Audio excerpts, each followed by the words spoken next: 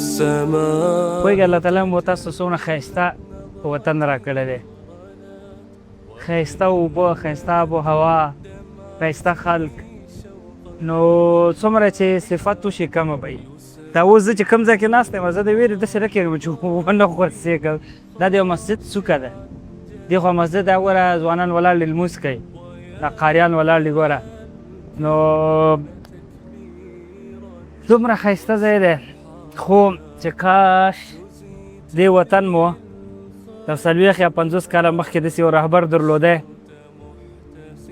دا اوبه وګورئ جنتي اوبه دي، دا اوبه داسې اوبه دي چې دا اوس ګیلاس ترې ډک که ویس کا دومره خوږې، دومره ښایسته اوبه دي چې دا دنیا شیان دي خوړی. یو ګیلاس اوس که که نه کوک او پیپسي او دې شیانو ته ضرورت نه وي چې درته هضم شي.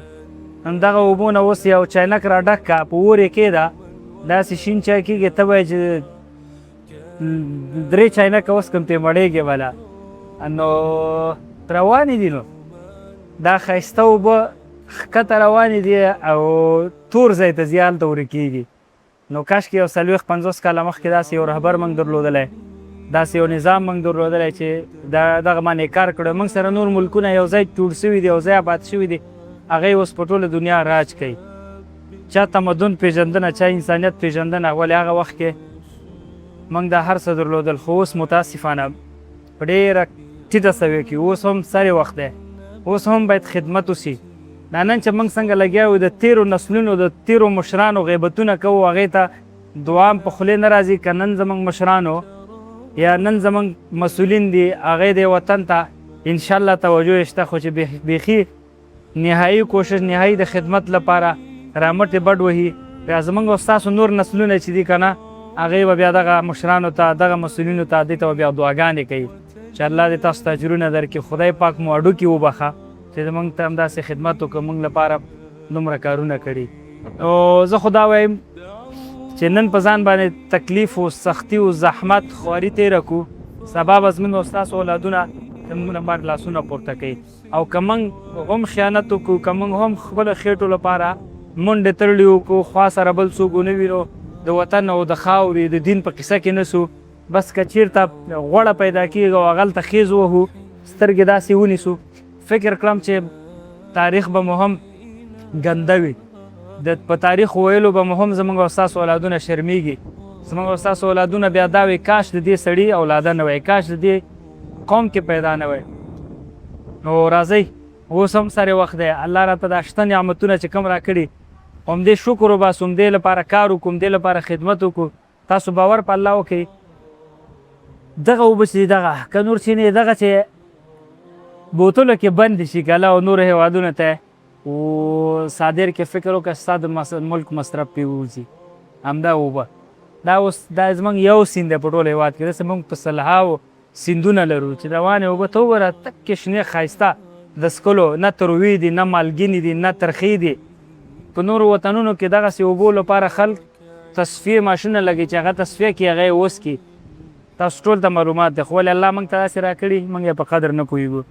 نو اوس هم سره وخت دی، خدمت وکړئ، مټې بډ وهئ او د شخصي ګټو لپاره شخصي ګټو نه تېر شي.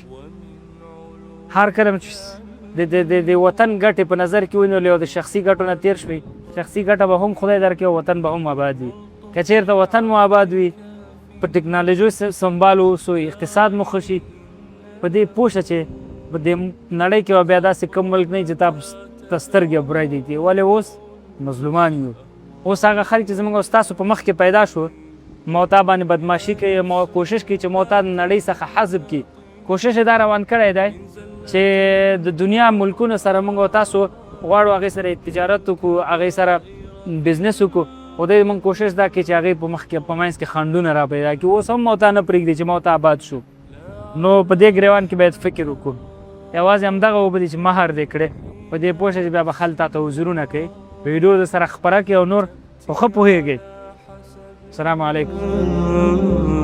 العصيان في القسط. د اولادونو تربیت په هغه وخت کې موږ تاسو ته سختیږي چې کله موږ تاسو په غیر اسلامي ټولنه کې ژوند کوو. اکثره تاسو ته معلومات وي چې په غربي هیوادونو کې یا خصوصا په اروپا او امریکا یا په استرالیا کې ژوند کوي څوک د هغې اولادونه محلي مکتبو یا ښوونځي ته ځي.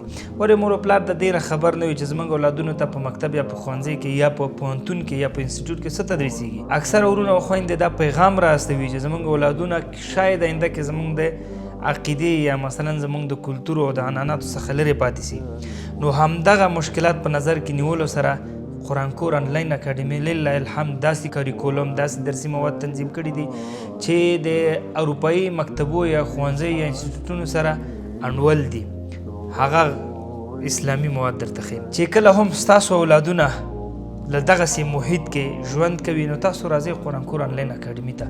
دلته به د قرآن کور آنلاین اکاډمي درسي مواد کاریکولم هر څه په دغه ویب سایټ کې تاسو اول مطالعه کړئ. د هغې نه وروسته بیا موږ سره په دې نمبر رابطه وکړئ. انشاءالله اولادونه به داسې درته روزو څنګه چې په مکتب یا ښوونځي کې هغې سره کوشش کېږي همداسې به په دغه اسلامي اکاډمي کې موږ هم داسې کوشش ورسره کوو تر څو پورې دغه زموږ او ستاسو اولادونه داسې وروزو چې پاینده کې موږ تاسو د ملامتیا ګوته ځان ته ونه نیسو. نه خدای مکړه چې د قیامت په ورځ هم ملامت اوسو او خدای مکړه چې په دنیا کې هم بیا دا افسوس کوو چې کاش اولادونه مو داسې روزل شوي نه وی.